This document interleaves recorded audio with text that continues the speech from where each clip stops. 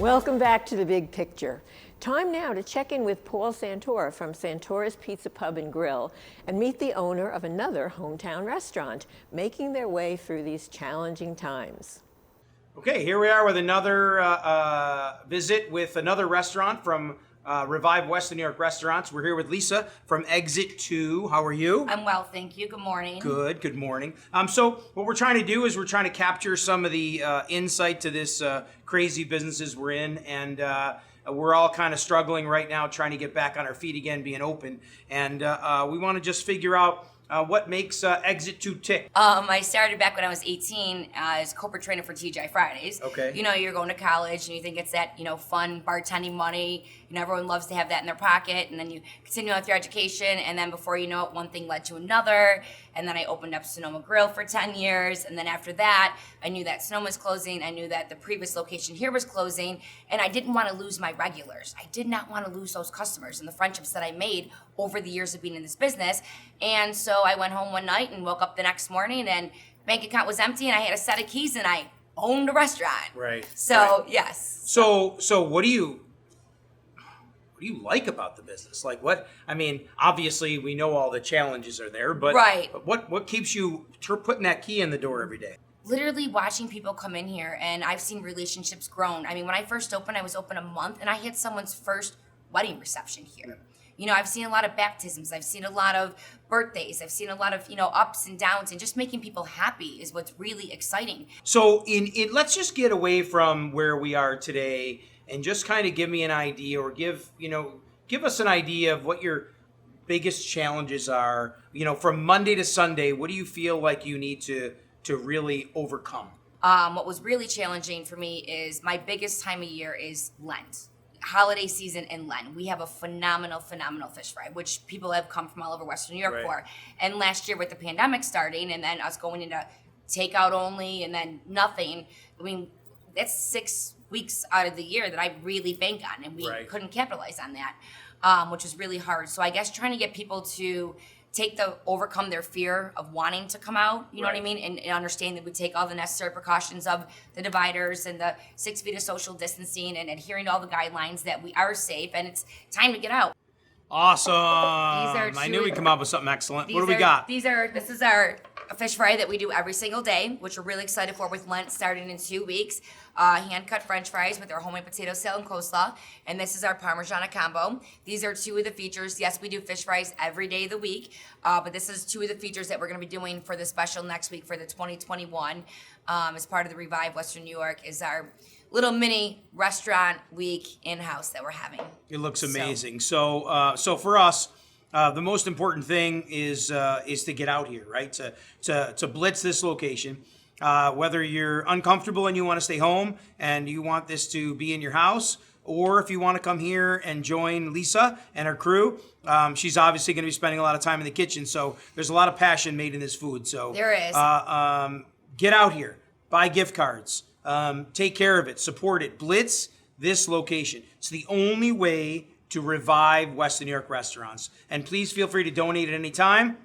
You can go to revivewesternnewyorkrestaurants.org and donate as much as you possibly can. We'd appreciate it, and so would our restaurateurs. Thank you. Great. Thank you. Thanks, Paul. WBBZ-TV is proud to support Revive WNYRestaurants.org. Now, joining us on our set is our friend DJ Dave Jickster from 97 Rock. Dave has the final word on the Bill season that ended on the field in Kansas City. Welcome to the show, Dave. Great to be here, Judge. Thanks for having me. Did you ever think the team would get as far as they did this year? Yes and no. I mean, when we started off the season, I knew they were a good team, as the rest of Bill's Mafia, and I knew they were very competitive, and they just seemed to get better after the halfway point of the season. They seemed to get better, gel more, and it was a very entertaining football team to watch.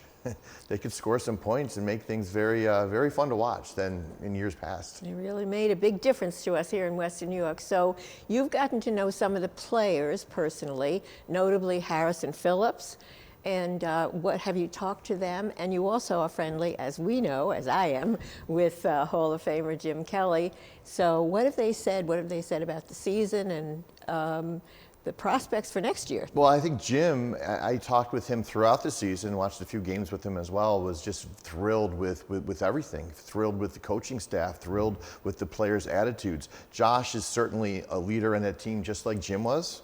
And if you watch, some of the games, some replays of some of the games this year, whether that offense goes 3 and out or they go on a 96-yard touchdown drive, Josh Allen and his players, his offensive line, are just hitting each other on the shoulders, saying, "Come on, keep it up. Let's go. Let's do this differently." I mean, the leadership is there, the camaraderie is there. These guys hang out together. Obviously, this year they had no other choice, but they're very they're very well put together, and it's one big family, and that makes a difference. And the coaching makes a difference too, and they've been focused every game, and it's just something that we have not seen since Jim was playing. I mean, this is amazing. You know, it was wonderful when Jim was interviewed, and he said, "I don't care how many records of mine they break. I want them to break my records." Yeah, I saw a tweet from Jill Kelly, get kind of like had Jim passing the torch to Josh after all these years, 25 years of Jim not playing, and it was really good to see. And Jim goes, "Josh is going to break every single one of my records, and I'm glad for him." Yeah, and I'm happy for him. So. Yeah, that's what we're facing now, and it was such a great season, and I really thought, along with the rest of the Bills Mafia, that we could beat Kansas City.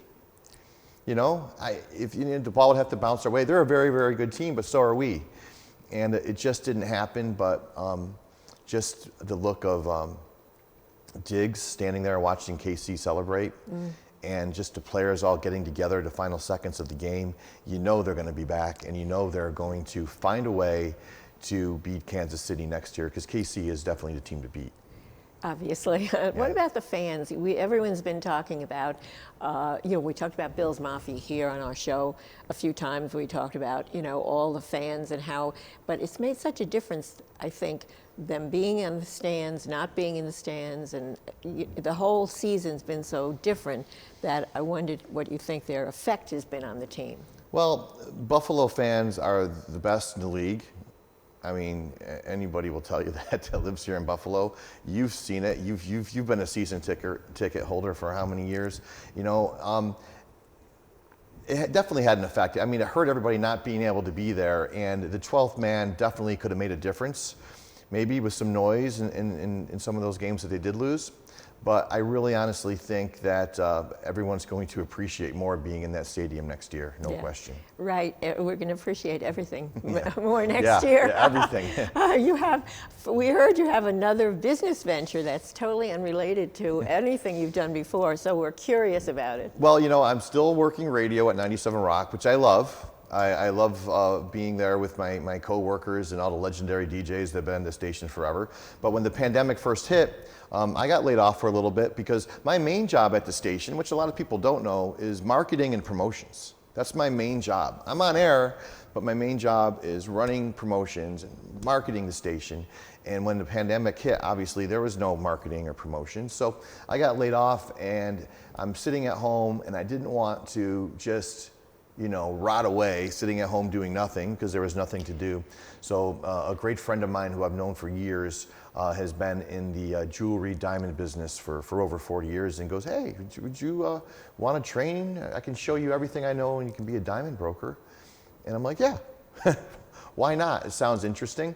So it's a lot of fun. So I'm a wholesale diamond broker now. If you want some new diamonds for your hand, you have several now, but if you want some new ones, or a diamond necklace or a bracelet, whatever, I can hook you up. And I don't have a storefront. It's an office. It's by appointment only. So I can get you the best quality diamond that you're looking for at the lowest price. DJ Dave Jickster from 97 Rock, thanks for joining us. Good luck in your new venture. We hope to see you at another party with our friend Russell Salvatore, which we usually do, and we miss him so much. As we end this edition of The Big Picture, let's hear that Shout song one more time, as played by drummer Jeremy Shields, with some video of fans our hometown camera captured in downtown Buffalo.